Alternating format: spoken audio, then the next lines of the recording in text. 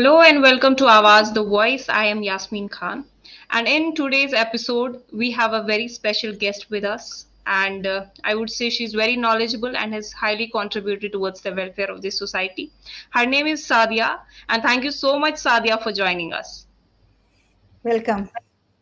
जी हम जो ये डिस्कशन शुरू करेंगे उससे पहले मैं चाहती हूँ कि हमारे जो व्यूवर्स हैं आप थोड़ा बहुत अपना तारुफ दें ताकि वो भी जानें कि आपने किस किस शोबे में काम किया है, करंटली आप क्या कर रही हैं। जी, बहुत-बहुत शुक्रिया आपका। मेरा नाम हलीमा सादिया है और मैं तालीम के शोबे से ताल्लुक़ रखती हूँ और अल्हम्दुलिल्लाह मैंने जून में ही 30 इयर्स कंप्लीट किए हैं। तो my association with education 30 years celebration recently I have done on 23rd जून। तो मेरा शुरू से ही तालीम और ताल्लुम से ताल्लुक़ रहा है, लेकिन अगर मैं अपने एजुकेशन की बात करूँ तो मेरी जो इब्तिदाई तालीम हुई है वो मदरसे से हुई है और मैंने वहाँ से आलमियत और फ़ज़ीलत किया। उसके बाद फिर जब मैं दिल्ली आई तो यहाँ से मैंने यूनिवर्सिटीज़ का रुख किया और वहाँ से मैंने बीए, एमए और पीएचडी और उसके अलावा कई सब्जेक्ट्स में मैंने एमए किया ताकि मैं अपनी जो सलाहियत है उसको ज़्यादा बढ़ा सकूँ, मुख्तलिफ़ शोबों की मालूमात हासिल कर सकूँ, मुख्तलिफ़ मज़ामीन में अपने को एनहांस कर सकूँ। और मैंने हिंदुस्तान में रह के हमदर्द पब्लिक स्कूल में 19 साल तक खिदमत अंजाम दी। उसके बाद फिर मैं दुबई आ गई। तो यहाँ मैं 7 इयर्स तक 2 स्कूलों में बहैसियत प्रिंसिपल रही। उसके बाद फिर मैं वापस इंडिया गई तो वहाँ दिल्ली वक्फ बोर्ड में भी एज़ ए डिप्टी डायरेक्टर मैंने काम किया और फिर मालदीव्स में ब्रिटिश इंटरनेशनल स्कूल में मैं प्रिंसिपल रही और फिलहाल अभी मैं दुबई में हूँ और यहाँ मैं एडुफैम इंटरनेशनल मेरी अपनी ट्रेनिंग कंपनी है, एकेडमी है। उसके तहत मुख्तलिफ़ किस्म के ट्रेनिंग प्रोग्राम्स दिए जाते हैं ताकि लीडरशिप की सलाहियतें उजागर हो सकें, 21st सेंचुरी स्किल्स डेवलप हो सकें। तो ये प्रोग्राम्स स्टूडेंट्स के लिए भी हैं, टीचर्स के लिए भी हैं, प्रोफेशनल्स के लिए भी हैं।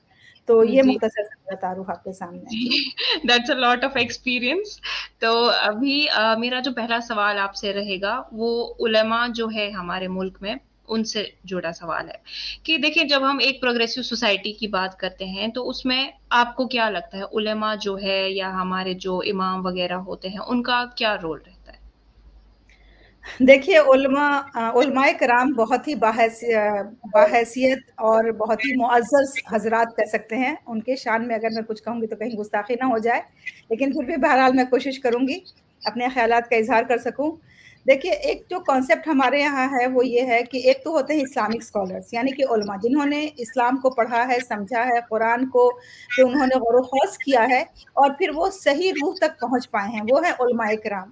और अगर हम बात करें कि जो मसाजिद के इमाम होते हैं, तो वो मसाजिद के इमाम की उतनी पकड़, उतनी गिरफ्त नहीं होती है इस्लाम पे, इस्लामी उमूर पे।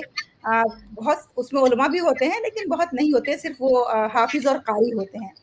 तो जी अगर आप समाज के मेमार की बात करें कि समाज में जो तरक्की पसंद समाज है, उसमें उनका क्या किरदार है, तो उनका बहुत अहम किरदार है। क्योंकि उलमाए कराम वो शख्सियात हैं, जिनकी बातों को लोग सुनते हैं और न सिर्फ़ ये कि सुनते हैं, बल्कि मुस्तनद मानते हैं और उस पे अमल पैरा भी होते हैं।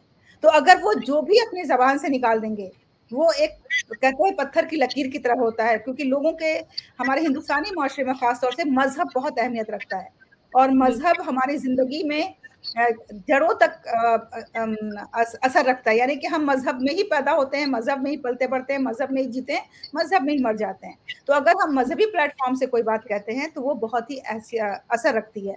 इसलिए उलमाए कराम अगर अपने प्लेटफ़ॉर्म से समाज के मेमार की बात करें, समाज में कंट्रीब्यूशन की बात करें, समाज में माहौलियात की बात करें, समाज में वीमेन एम्पावरमेंट की बात करें, समाज में एजुकेशन की बात करें, तो यकीनन वो बहुत ही मुस्तनद बातें होंगी और लोगों तक वो पहुँचेंगी और हमारे उलमा ने किया भी है ऐसा। ऐसा नहीं कि तारीख़ नहीं मौजूद है, तारीख़ में ऐसी बहुत सी मिसालें हैं, लेकिन अब उसे फिर से रिवाइव करने की ज़रूरत है। जी, देखिए जब हम भारत की बात करते हैं तो एक डाइवर्स मुल्क है, हिंदू, मुस्लिम, सिख सब लोग यहाँ पे रह रहे हैं। तो ऐसे में अगर हम मुस्लिम कम्युनिटी को देखें पर्टिकुलरली तो जैसे हमारे दरसगाह होते हैं, मस्जिद होती है जहाँ पे पढ़ाया जाता है या सिखाया जाता है कि इस्लाम में रहते हुए आपको कैसे एक मुल्क में सर्वाइव करना है क्योंकि यहाँ पे अलग तरह के भी लोग हैं जो बाकी मज़हबों से ताल्लुक़ रखते हैं। तो क्या लगता है कि किस तरह से जो हमारे उलेमा किराम है, किस तरह से वो कम्युनल हार्मनी या ब्रदरहुड है या पीस है, इस मैसेज को हमारे यंगस्टर्स जो है उन तक पहुँचा सकते हैं? जी, बहुत ही खूबसूरत सवाल है, ख़ास तौर से आजकल जो हिंदुस्तान के तनाज़ुर में अगर हम बात करें, तो इसकी बहुत अशद ज़रूरत है कि हमारे यहाँ मुख़्तलिफ़ मज़ाहिब के लोग रहते हैं और उसमें हम-आहंगी बहुत ज़रूरी है। और जी। स्पेशली मुसलमानों के लिए ये कहा जाता है कि उनके यहाँ टॉलरेंस कम है, मतलब कि एक आम तौर पे लोगों का नज़रिया है, हालाँकि मैं उसको उसकी तायीद नहीं करती हूँ, कि हुँ। दूसरे मज़हब के लिए जो टॉलरेंस होता है, दूसरे मज़हब को अपनाना, उनके तक़रीबात में जाना, उनके चीज़ों को एप्रिशिएट करना, तो यहाँ पे उलमा का ये किरदार सामने आता है कि वो इस्लाम की तालीमात को, जो कि हमेशा इस्लाम ने हमें अमन की तालीम दी है, हमेशा हुँ, हुँ। भाईचारे की तालीम दी है। इस्लाम ने हमेशा तमाम मज़ाहिब को एक साथ मिल के रहने और एक साथ मिल के आगे बढ़ने की तालीम दी है। तो इन तालीमात को अगर वो उजागर करें, लोगों तक पहुँचाएँ और अपने खुतबात में, अपनी तकारीर में, बल्कि अपने डे टू डे अमल में, अगर उलमाए कराम खुद जाएँ, आप दूसरे मज़ाहिब के लोगों से मिलें-जुलें, उनसे मुकालमात करें, उनसे बातचीत करें, गुफ्त-ओ-शुनीद करें। मुझे लगता है कि मुकालमे से बहुत सी बातें सुलझ जाती हैं। जब हम डायलॉग्स करते हैं, आपस में बातचीत करते हैं, बहुत सी ऐसी चीज़ें थी जो मुझे भी नहीं मालूम था कि दूसरे मज़हब में इस तरह से है, लेकिन जब हमने उनके उनके अफ़राद के साथ मेरा इंटरैक्शन हुआ, उनसे हमने बातचीत की, तो हमें पता चला कि दूसरे मज़ाहिब के लोग भी उतना ही अखलाकियात को अहमियत देते हैं, हम-आहंगी को अहमियत देते हैं, जितने कि इस्लाम में लोग देते हैं। जी। देखिए जब हम वुमेन एम्पावरमेंट की बात करते हैं, तो अभी कुछ वक़्त पहले मैंने एक सर्वे पढ़ा था, जिसमें मैंने ये देखा था कि जो मुस्लिम वुमेन है, उनमें जो डोमेस्टिक वायलेंस होता है, वो काफ़ी कम रिपोर्ट होता है। यानी कि जो औरतें हैं, वो खुलकर इस चीज़ के बारे में बात नहीं करती हैं। क्या मतलब हम जब इस्लाम की बात करते हैं, तो अगर एक औरत को उसके जो हस्बैंड हैं, वो पीटते हैं या बदतमीज़ी या बदसलूकी उसके साथ करते हैं, क्या इस्लाम हमें इस बात की इजाज़त देता है कि आपको चुप करके वो सारी चीज़ें सहनी है? क्योंकि जैसे जुमा का खुतबा होता है, तो क्या लगता है क्या उलमाए किराम जो है इस बारे में जुमे के खुतबे में के दौरान भी लोगों को अवेयर कर सकते हैं? उस पे क्या कुछ कहना चाहेंगे आप? जी देखिए, मैं तो ये कहूँगी कि इस्लाम, जैसा जितना कि मैंने इस्लाम का मुताला किया है, इस्लाम ने ख़वातीन को जितने हुकूक दिए हैं और ख़वातीन ने तारीख़ में उनका इस्तेमाल भी किया है, उतने मुझे नहीं लगता कि और कभी किसी नेशन में दिए गए हैं। जी। तो इसलिए हमें ज़रूरत इस बात की है, उलमाए कराम के प्लेटफ़ॉर्म से इस बात को लोगों तक पहुँचाने की ज़रूरत है कि जो औरतों के हुकूक हैं, उनको दिए जाएँ। देखिए, एक तो सबसे पहले गलतफ़हमी क्या है कि कुछ ऐसी बातें हैं हमारे मुआशरे में जो मज़हब के नाम पे राइज हो गई हैं। जैसे कि लोग कहते हैं शौहर मज़ाजी खुदा है, ठीक है? हुँ। तो जिस तरह खुदा को सजदा किया जाता है, अगर अलाउ होता तो शौहर को सजदा किया जाता। तो इस तरह की कुछ बातें मज़हब के नाम पे लोगों ने इम्पोज़ कर दी हैं और इसकी बिना पे जी, ऐसा हो गया है कि जैसे ख़वातीन जो है वो सेकंड ग्रेड सिटिज़न समझी जाती हैं। अगर बिल्कुल। यकीन जानिए कि अगर मैं हिंदुस्तान से बाहर, अगर मैं यूएई नहीं आती आज से 10 साल पहले, तो मेरे ज़हन में जो ना इस्लाम का इतना इस्लामी मुस्लिम ख़वातीन का ऐसा तसव्वुर नहीं होता जैसा कि यहाँ मुझे देखने को मिला है कि कितनी ख़वातीन एम्पावर्ड हैं, उनके कितने राइट्स हैं यहाँ पे, वो ज़िंदगी वो हर शोबे में देखी जा सकती हैं। वो पेट्रोल जी, पंप से लेकर के और जो आला हुकाम के मराकिज़ हैं, वहाँ तक देखी जा सकती हैं। तो आखिर यहाँ हुँ। भी तो इस्लाम फ़ॉलो होता है। मैं कहती हूँ जी, ये कौन-सी क्यों इस्लाम हर कंट्री में अलग-अलग फ़ॉलो होता है? मतलब यहाँ क्यों पे ऐसा मतलब होता है? ये दलील अभी दी मैं जाती मालदीव्स है में थी, माफ़ कीजिएगा, अभी मैं मालदीव्स में थी, मालदीव्स तो छोटा कंट्री है ना, यूएई तो हम कह सकते हैं कि डेवलप्ड कंट्री में आ रहा है, लेकिन यूएई तो छोटा कंट्री है। वहाँ भी ख़वातीन इतनी एम्पावर्ड हैं कि उन्हें बिल्कुल मर्दों के बराबर राइट्स दिए गए हैं, वो ज़िंदगी के जिस शोबे में चाहें उसमें जा सकती हैं और अपना लोहा मनवा सकती हैं। यहाँ पे जब हम एजुकेशन के हवाले से बात करते हैं, तो काफ़ी लोग ऐसे भी होते हैं जो अपनी बच्चियों को नहीं पढ़ने देते। उनको ये कहते हैं कि बच्ची जो है उनको बोला गया है कि घरों के अंदर रहें और उनको ये बोला गया है कि आपके लिए जो है आपका घर का काम ज़रूरी है, चारदीवारी में रहना है, अंदर रहना है। तो एजुकेशन को लेके वो बच्चे जो है फिर पूरा सफ़र करते हैं लाइफ़ में आगे, फिर डोमेस्टिक वायलेंस का भी शिकार होते हैं क्योंकि उनको अपने राइट्स के बारे में नहीं पता होता है। आपने यही बात की कि पेट्रोल पंप पे भी यूएई में जो है खवातीन काम कर रही हैं। तो किस तरह से आप इस डाइवर्सिटी को देखती हैं? देखिए, ऐसा है कि इसमें कहीं न कहीं तहफ़्फ़ुज़ की भी बात आ जाती है। हुँ, कि हुँ। अगर हम विमेन तहफ़्फ़ुज़ नहीं प्रोवाइड कर सकते हैं, तो फिर ज़ाहिर-सी बात है कि उनके लिए चाहे कोई भी शोबा हो, वो मुनासिब नहीं है। तो सबसे पहले तो ये होता है कि एक वुमन के लिए तहफ़्फ़ुज़ का एक माहौल मुहैया कराया जाए, जहाँ पे उसे घर से बाहर निकल के काम करने में किसी किस्म की दुश्वारी ना आए। और ये हुँ, इख्तियार कि उसको काम करना है या नहीं करना है, ये औरत के पास होना चाहिए।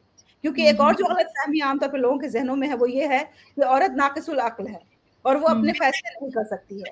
یہ بہت بڑی غلط فہمی ہے جس کو دور کرنے کی ضرورت ہے, کیونکہ عورت کو بھی اللہ نے اتنے ہی دماغ دیا ہے, سوچنے سمجھنے کی صلاحیت دی ہے جتنی مردوں کو دی ہے. اور آپ یہ دیکھیے نا کہ عورت کو ماں کا درجہ دیا ہے, جو کہ ماں کی ذمہ داری ابھی پورا ورلڈ مانتی ہے کہ سب سے بڑی ذمہ داری جو ہے ماں کی ذمہ داری ہوتی ہے. بچے کو کوکھ میں رکھنے سے لے کر کے, اس کی ڈیلیوری سے لے کے, اس کی تربیت سے لے کے, ایک بہت بڑا مرحلہ ہوتا ہے یہ جو ماں کو دیا گیا. تو اگر ماں کے پاس عقل نہیں ہوتی تو کیسے اتنا بڑا رتبہ دیا جاتا؟ سوچنے کی بات ہے. تو اسی طرح سے اگر عورت کچھ یہ سوچتی ہے کہ اس کا گھر سے باہر جا کے کام کرنا, اس کے پاس وقت ہے, وہ کر سکتی ہے, تو یہ فیصلہ اسی کو کرنے دینا چاہیے. اور اگر وہ سوچتی ہے کہ اسے گھر کے اندر رہ کے کام کرنے کی ضرورت ہے, تو یہ فیصلہ بھی اسی کا ہونا چاہیے. لیکن جب وہ فیصلہ کر لیتی ہے تو اسے پورے گھر کو, پورے معاشرے کو اسے سپورٹ کرنا چاہیے کہ اگر وہ باہر سماج میں اپنا کنٹریبیوشن دے رہی ہے تو ہر کوئی اس کے تحفظ کی بھی ذمہ داری لے, ہر کوئی اس کے سہولیات کی بھی ذمہ داری لے, ہر کوئی اس کو مطلب فیسیلیٹیٹ کرے, تاکہ وہ ایک مہذب طریقے سے شریعت کے دائرے میں رہتے ہوئے اور اپنے تمام فرائض کو ادا کرتے ہوئے وہ اپنے سماج میں بھی اپنا نمایاں کردار ادا کرے. جی دیکھیں, جس طرح سے آپ ہندوستان سے باہر رہی ہیں, یو اے ای میں ہیں, تو آپ کافی آپ کو ایکسپوجر ملا ہے. تو جب ہم انڈیا کی بات کرتے ہیں تو یہاں پہ جیسے محلہ کمیٹیز ہے, ایک فیلڈ سسٹم ہے, یا مسجد کمیٹیز جن کو ہم کہیں گے. تو ایسے پہلے مطلب قرآن میں یہ بھی ہے کہ اگر آپ کا پڑوسی بھوکا سو رہا ہے تو آپ پہ فرض ہے کہ آپ جا کے پہلے دیکھو کہ ان کے پاس کھانا پینا ہے. تو یہاں ایون طارق جمیل صاحب بھی فرماتے ہیں کہ جو غیرت مند ہوتا ہے وہ اپنی غیرت کی وجہ سے اگر ضرورت مند بھی ہے تب بھی نہیں مانگ پاتا ہے. تو کیا لگتا ہے یہ جو علماء ہے, کیوں وہ ایک ایسا سسٹم نہیں بنا پا رہے ہیں کہ آپ کے محلے میں اگر کچھ لوگ ہیں جو فائنینشلی اسٹیبل نہیں ہے, ان تک مدد نہیں پہنچ پاتی ہے؟ جبکہ اگر ہم سیم چیز یو اے ای میں دیکھیں تو وہاں پہ بہت اچھے سے جو صدقہ زکوٰۃ ہے اس کو بہت آرگنائزڈ وے میں کیا جاتا ہے. جی تو دیکھیے, ایک تو بنیادی جو دقت ہے اگر ہندوستان کے تناظر میں ہم بات کریں اور اگر یو اے ای سے کمپیئر کریں, تو یہاں تو دیکھیے گورنمنٹ کی طرف سے ہوتا ہے سب. تو ہم ایسا تو بالکل منظم طریقے وہاں نہیں سوچ سکتے ہیں, لیکن ہاں ہم اس کے آس پاس کچھ اس طرح کا کر سکتے ہیں جو کہ محلے لیول پہ ہو. دراصل بات یہ ہے کہ جو لوگ زکوٰۃ اور صدقات کے فیلڈ میں کام کرتے ہیں وہ لوگ ہوتے ہیں جو مدرسہ چلاتے ہیں, یا جو مسجد کمیٹی کے لوگ ہوتے ہیں, یا اس طرح کے لوگ ہوتے ہیں. ان کے ہمیں یہ دیکھنے کی ضرورت ہے کہ ان کی نیت کیا ہوتی ہے. ٹھیک ہے, کیونکہ اس میں کچھ ایسے بھی افراد شامل ہیں جو یہ نیت رکھتے ہیں کہ وہ زکوٰۃ جمع کر کے لائیں گے اور ان کو 25% 50% کمیشن مل جائے گا, اور پھر باقی پیسے جو ہے وہ مدرسے میں لگائے جائیں گے, کچھ تو بچوں تک پہنچے گا, کچھ نہیں پہنچے گا.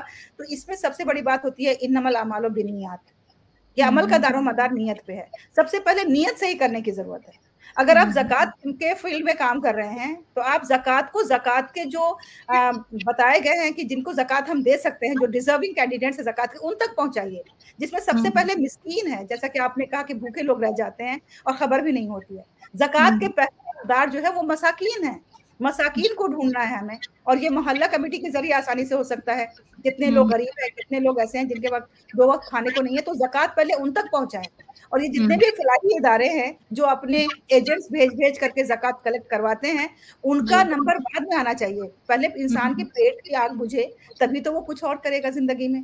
فرسٹ جو ریکوائرمنٹ ہے انسان کی, فیزیولوجیکل نیڈ ہے, وہ تو اس کی بھوک ہے. تو پہلے جو بھوکے ہیں, جو ضرورت مند ہیں, مساکین ہیں, پہلے ان تک پہنچنا چاہیے, اور علماء کو اس میں آگے بڑھ چڑھ کے کام کرنا چاہیے. کئی افراد ایسے ہیں جنہوں نے اس فیلڈ میں کام کیا ہے اور زکوٰۃ کا بہت ہی بامقصد استعمال کیا ہے, لیکن وہ بہت ہی لمیٹڈ طریقے پہ ہے. اس کو منظم طریقے سے اسے کرنے کی ضرورت ہے. اور زکوٰۃ ایک ایسی چیز ہے, یقین جانیے ایک ایسی بلیسنگ ہے کہ اگر ہم صرف زکوٰۃ پہ ہی کام کریں تو ہمارے سماج کی تمام جو غربت کی پریشانی ہے وہ دور ہو جائے گی. لیکن فائنینشیل لٹریسی بھی تو ہمارے اندر نہیں ہے نا, کہ فائنانس کو کیسے مینج کرنا ہے, زکوٰۃ کی شرح کیا ہے, کیسے نکالنا ہے, کس کو دینا ہے, کتنا دینا ہے. یہ تمام لٹریسی بھی ہمیں طلباء سے لے کر کے اور جتنے بھی افراد ہیں سب تک کی لٹریسی بھی پہنچانے کی ضرورت ہے. پہلے فائنینشیل لٹریسی, اور اس کے بعد مناسب طریقے سے اس پہ کام کیا جا سکتا ہے. جی, آپ نے شروعات میں کہا کہ آپ نے مدرسے سے بھی تعلیم حاصل کی ہے, تو میں یہ جاننا چاہوں گی کہ ابھی جو کنٹمپریری وقت ہے جہاں پہ ڈیجیٹل ورلڈ کی بات ہوتی ہے, یا اے آئی کی ہم بات کرتے ہیں, اب یہی بچہ جو مدرسے میں پڑھ رہا ہے, کیا لگتا ہے آپ کو کہ جب وہ مدرسے سے نکلے گا اس کو نہیں لگے گا کہ وہ کسی ایلین دنیا میں ہے جہاں پہ اس کو نہیں پتہ ہے؟ تو مطلب اگر میرے خیال سے اگر مدرسے کو ماڈرنائز کیا جائے, حالانکہ اس چیز پہ کافی لوگ کہتے ہیں کہ مدرسہ صرف قرآن پڑھنے کی جگہ ہے, نماز کی جگہ ہے, تو کیا لگتا ہے کہ ماڈرنائزیشن آف مدرسہ جو ہے اس کی ہمیں ضرورت ہے؟ देखिए इस पे तो ऑलरेडी काम शुरू हो चुका है, और जब मैंने मदरसे में तालीम हासिल की थी तो वो 35 ईयर्स अगो की बात है। उस वक़्त भी हमारे यहाँ कुछ ऐसे मज़ामीन थे जैसे कि एजुकेशन है, साइकोलॉजी है, कंप्यूटर है, इस तरह के सब्जेक्ट वहाँ भी पढ़ाए जाते थे हम लोग को अलॉन्ग विद इस्लामिक एजुकेशन। लेकिन अब जो मदारिस हैं वो तो काफ़ी मॉडर्न हो रहे हैं, और उनमें तमाम जो मौजूदा जो सिलेबस है उससे भी उसको कनेक्ट किया गया है।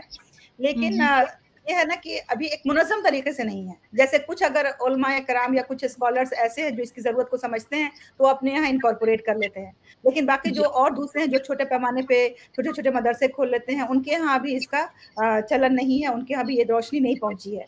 तो यकीनन एक ऐसे मुतवाज़िन निसाब की ज़रूरत है, जिसमें एक तरफ तो इस्लामिक की बुनियादी तालीमात हों, क्योंकि बगैर अखलाकियात के, बगैर किरदार के एक इंसान कोई तालीम हासिल करके भी बेतालीम याफ्ता है। क्योंकि आप देखते हैं बड़े-बड़े तालीम याफ्ता लोग हैं और वो क्रिमिनल्स बने हुए हैं। वो दूसरे गलत कामों में हैं, तो फिर ऐसी तालीम का क्या फ़ायदा है? तो एक अखलाकियात का तो होना ही चाहिए उनके पास निज़ाम अखलाकियात सिखाने का। इसके अलावा इस्लामी उलूम के साथ-साथ जो दुनियावी उलूम हैं, जिसमें कि आजकल बहुत ज़्यादा अहमियत कोडिंग की है, एआई की है, मशीन लर्निंग की है, और उसके बाद जो क्रिटिकल थिंकिंग वगैरह जो 21st सेंचुरी स्किल्स हैं, इन सब का भी हो, और उसके साथ-साथ एक्टिविटीज़ भी हों। तो देखिए इसका इस तरह से एक निज़ाम बन सकता है कि जैसे हम 10th तक तो सारे सब्जेक्ट्स पढ़ाते हैं तलबा को, और जब वो 11th में जाते हैं तो हम स्ट्रीमिंग कर देते हैं, है ना? उसी तरह से हम मदरसे में 10th तक तो सभी सब्जेक्ट्स पढ़ाएँ, और उसके बाद फिर हम 11th में जब बच्चा आए तो हम उसकी स्ट्रीमिंग कर दें। कौन बच्चा आलिम बनना चाहता है, जो कि सिर्फ़ और सिर्फ़ इस्लाम के फ़ील्ड में रिसर्च करना चाहता है, उसे एक स्ट्रीम में डालें। जो बच्चा साइंस के मैदान में आगे जाना चाहता है, उसे साइंस स्ट्रीम में डालें, और जो बच्चा बिज़नेस के फ़ील्ड में कुछ करना चाहता है, उसे हम बिज़नेस के फ़ील्ड में, कॉमर्स में डालें। इस तरह से अगर हम स्ट्रीमिंग करेंगे तो 10th तक सभी बच्चों को इस्लाम की तालीम भी और मौजूदा तालीम भी मिल जाएगी, और उसके बाद जब वो 11th से आगे जाएँगे तो हम उन्हें जो मॉडर्न एजुकेशन है वो दे सकेंगे, और प्लस साथ में आप कंपल्सरी एक इस्लामिक एजुकेशन भी रखें एज़ अ सब्जेक्ट, ताकि उनका इस्लाम से, अखलाकियात से और जो वैल्यूज़ हैं इस्लाम की, उससे उनका ताल्लुक बना रहे और वो उसे मज़ीद उसमें सीखते रहें। तो ये एक बहुत ही मुनासिब तरीके से काम किया जा सकता है। उलमा को इसमें पेशरफ्त करने की ज़रूरत है, और हम सबको साथ देने की ज़रूरत है, क्योंकि उलमा गिने-चुने हैं। कितने उलमा हैं अगर हम देखें तो उनकी परसेंटेज क्या है? अगर हमारा साथ नहीं हुआ उनके साथ, तो फिर यकीनन वो अकेले कुछ नहीं कर सकते हैं। तो ये तमाम अफ़राद को एक साथ इस पे काम करने की ज़रूरत है। जी। आखिरी सवाल मेरा आपसे रहेगा, आपका जी। जो ट्रांज़िशन पीरियड था, मतलब इंडिया में रह के फिर आप फ़ॉरेन कंट्री गईं, तो आपने देखा कि यहाँ पे जो औरतों की लाइफ़ है और वहाँ पे जो औरतों की लाइफ़ है। तो ये जो ट्रांज़िशन है, आप किस तरह से इसको देखती हैं? और वुमेन एम्पावरमेंट को अगर आप देखें, तो जहाँ पे आप करंटली है, उस जगह की हालत और इंडिया के साथ कंपेयर करें, तो क्या लगता है अभी कितना काम होना बाकी है वुमेन एम्पावरमेंट को लेके इंडिया में? जी, बहुत ही अच्छा सवाल आपने किया है। देखिए, दरअसल बात ये है कि बगैर औरतों को एजुकेट किए हुए अगर हम सिर्फ़ एम्पावरमेंट की बात करेंगे, तो वो बिल्कुल ज़हर हलाहल है। हुँ, पहले हमें उन्हें एजुकेट करना है, वरना जी, तो हमारे यहाँ जो हम आस-पास आजकल देख रहे हैं हिंदुस्तानी तनाज़ुर में, कि जो हमारी नई नस्ल जो पढ़ रही है, जो जी। वो क्या है ना, वो बिल्कुल ही एम्पावरमेंट का गलत मतलब समझती है। वो हुँ, हुँ। एम्पावरमेंट का मतलब समझती है कि बिल्कुल बेदीन हो जाना, इस्लाम से बिल्कुल। बाहर निकल जाना, शरीयत को बिल्कुल फ़रामोश कर देना। ये उनके ज़हन में ये डाल दी गई है बात, हुँ, कि अगर आप हुँ, शरीयत पे चलोगे तो आप कामयाब नहीं हो सकते हो। तो ये एक गलतफ़हमी है। अगर मैं यहाँ की बात करूँ तो यहाँ देखें कि हर कोई जो भी औरतों को एम्पावरमेंट दिया गया है, वो सब शरीयत के दायरे में रहते हुए वो कर रहे हैं, और जी। शरीयत के दायरे में रहते हुए ही वो आगे बढ़ रहे हैं। तो हुँ, अभी हुँ, इस सिलसिले में भी काम करने की ज़रूरत है कि हमें अपनी नस्ल को ये भी बताना है कि मज़हब किसी भी तरक्की की राह में रुकावट नहीं है। आप मज़हब पे चलते हुए भी तरक्की कर सकते हैं। मैं ये सवाल करती हूँ उनसे कि चलिए अगर आप एक डॉक्टर हैं, ठीक है? और अगर आप जी। मुस्लिम डॉक्टर हैं, तो क्या हुँ, हुँ, आपको किसी हॉस्पिटल में लिया नहीं जाएगा सिर्फ़ इस बिना पे कि आप मुस्लिम हैं? कि वो आपको पहले चेक करेंगे कि आपकी डॉक्टरी की सलाहियत कितनी है। तो उसमें अगर बिल्कुल। आप माहिर हैं, तो यकीनन कोई भी आपको रिजेक्ट नहीं कर पाएगा। कोई भी आपको ले लेगा अपने यहाँ, आपको अपॉइंटमेंट मिल जाएगा, या अगर पेशेंट आप अपना क्लिनिक खोलेंगे तो पेशेंट आएँगे आपके यहाँ। अगर वो बीमार जी। है तो आपको शिफ़ा है। तो हुँ, हमें हुँ, हमें इस पे ध्यान देना कि क्वालिटी हमारी कैसी है। अगर हम बीए कर रहे हैं, एमए कर रहे हैं, बीएससी कर रहे हैं, मेडिकल कर रहे हैं, जो भी कर रहे हैं, उसमें हमारी सलाहियत क्या है? हम अपनी जी। सलाहियत को तो पीछे रख देते हैं और सिर्फ़ ग्रम्बल करते हैं, हमें मौके नहीं मिलते, हमें चांसेस नहीं मिलते, हमें अपॉर्च्युनिटीज़ नहीं मिलती। तो हमें इस सिलसिले में काम करने की ज़रूरत है। First educate the minds, then give them the empowerment.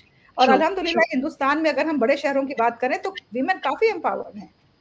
लेकिन हाँ, स्मॉल टाउन्स की बात करें, जैसे कि अगर हम हरियाणा, पंजाब, राजस्थान वगैरह इस तरह के इलाकों में, या बिहार के कुछ बहुत ही रिमोट इलाकों में, वेस्ट बंगाल में, तो वहाँ पे अभी भी थोड़ा-सा इस सिलसिले में काम करने की ज़रूरत है। अदरवाइज़ साउथ इंडिया भी काफ़ी एम्पावर्ड है, आप देखें वहाँ की ख़वातीन काफ़ी आगे काम कर रही हैं, मुस्लिम ख़वातीन भी। तो एक अच्छी लहर है वहाँ पे। मुझे तो बल्कि अब दूसरी तरफ से फ़िक्र है कि जो अखलाकियात से दूरी पैदा हो रही है, मुझे तो उसकी फ़िक्र ज़्यादा लायक हो रही है। बिल्कुल, बिल्कुल, बिल्कुल। जी, वक़्त की थोड़ी कमी है हमारे पास, लेकिन ये इंटरव्यू आई थिंक अभी की जनरेशन के लिए I think this is much needed. बहुत-बहुत शुक्रिया सादिया, हमें टाइम देने के लिए, बहुत शुक्रिया। जी, जी, आपका भी बहुत-बहुत शुक्रिया हमें इनवाइट करने